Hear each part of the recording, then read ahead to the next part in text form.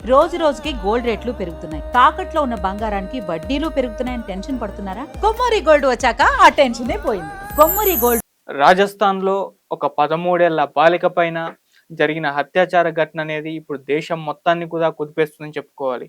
ఆ బాలికని కిడ్నాప్ చేసి ఏకంగా 30 మంది అత్యాచారం చేశారు. ఇప్పుడు ఈ ఘటన వెలుగులోకొచ్చింది. ఇది దేశం మొత్తాన్ని కూడా ఆహ్, ఒక కలతకు గురి చేస్తుందని చెప్పుకోవాలి. అసలు ఏం జరిగింది ఈ ఘటనలో అనేది ఒకసారి మనం చూద్దాం. అంతేకాదు పోలీసుల ఇన్వెస్టిగేషన్‌లో ఈ కేసుకు సంబంధించి కొన్ని విస్తుపోయే విషయాలు కూడా బయటపడ్డాయి. సో, అవేంటో కూడా ఒకసారి మనం చూద్దాం.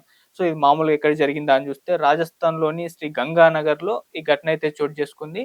అక్కడ ఒక 13 ఏళ్ల బాలిక ఇంటి నుంచి జూన్ 18న బయటకెళ్ళింది.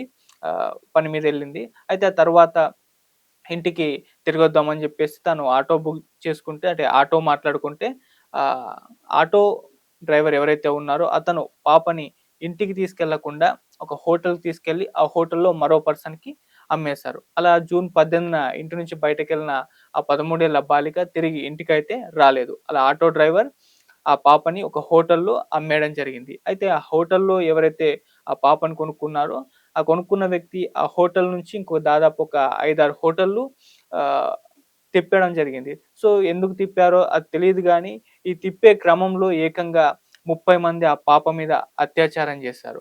మద్యం తాగించారు. నరకం అంటే ఏంటో చూపించారు.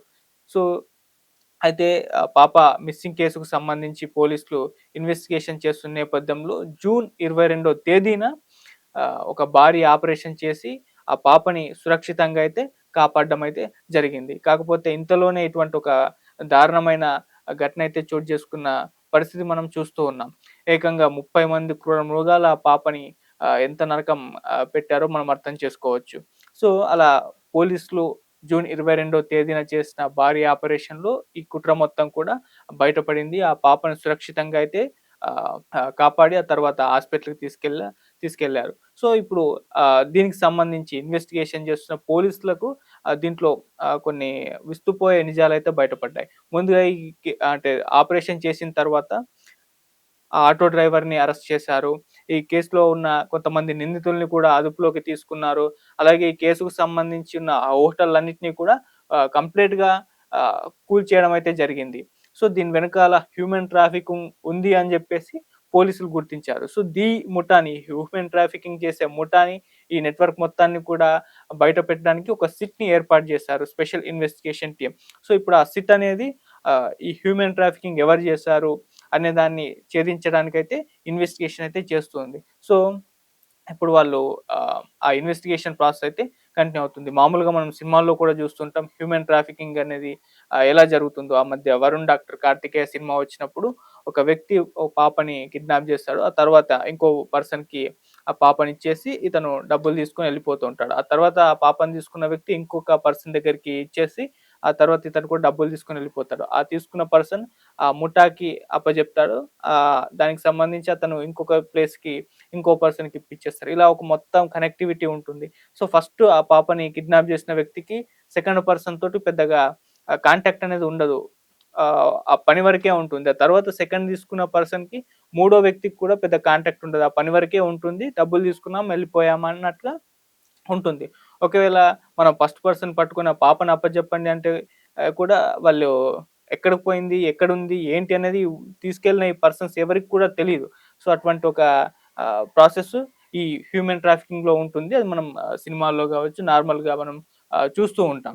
సో, అటువంటిదే ఇప్పుడు ఈ పాప విషయంలో కూడా జరిగింది. ఆటో డ్రైవర్ ఆహ్, అతనికి స్పష్టంగా తెలుసు. ఆ పాపని ఇంటికాడ దించేయాలి. కాకపోతే దించేయకుండా ఈ పాపని అమ్మేద్దాం, డబ్బులు తీసుకుందాం అన్న ఒక వేలో ఎళ్ళాడు. అంటే ఇతను తరచుగా ఇటువంటి క్రైమ్‌లో దిగాడా లేదా అన్న విషయం కూడా తెలీదు. సో, పోలీసుల ఇన్వెస్టిగేషన్‌లో అయితే తెలుస్తుంది. అతనికి హోటల్‌లో ఆ పాపని ఎక్కడివ్వాలో తెలుసు. ఇస్తే ఏం జరుగుతుందో కూడా తనకి ప్రాపర్‌గా ఈ ముఠాకి సంబంధించి కాస్త ఇన్ఫర్మేషన్ అయితే ఉంది.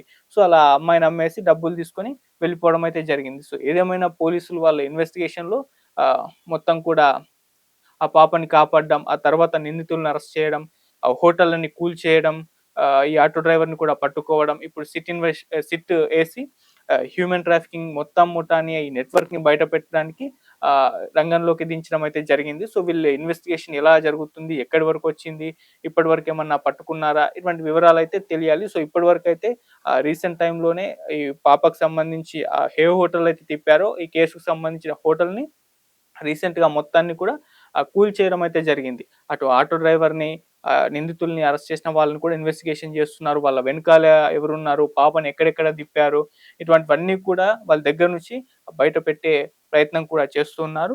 సో ఏదేమైనా ఆహ్, ఇప్పుడు ఈ ఘటన దేశవ్యాప్తం కూడా వైరల్ అయింది. చాలా లేట్‌గా కూడా ఇది బయటకు రావడం జరిగింది.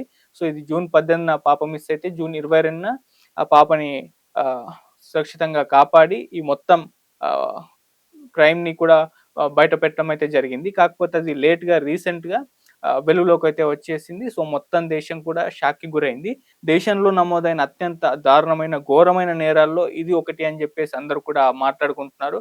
ఈ ఘోరానికి పాల్పడిన ఏ ఒక్కరిని కూడా వదలకూడదని, అందరిని కూడా శిక్షించాలని జెప్పేసి, ఇంకా కఠినమైన చట్టాలు తీసుకురావాలని, హ్యూమన్ ట్రాఫికింగ్ ఎలా జరుగుతుంది? ఈ ఒక్క పాపే హ్యూమన్ ట్రాఫికింగ్‌కి ఈ విధంగా గురైందా? ఇంకెవరైనా ఉన్నారా? ఏమన్నా మిస్సింగ్ కేసులు ఫైల్ అయ్యాయా?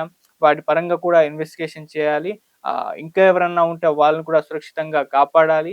హ్యూమన్ ట్రాఫికింగ్‌ని అడ్డుకోవాలి. ఇటువంటి క్రైమ్ చేసే వాళ్ళని కఠినంగా శిక్షించాలి. అందుకు చట్టాలు రావని చెప్పేసి చాలామంది నెటిజన్స్ దగ్గర నుంచి కూడా డిమాండ్‌లయితే వినిపిస్తున్నాయి. మరి చూడాలి ఫర్దర్‌గా ఏం జరుగుతుంది?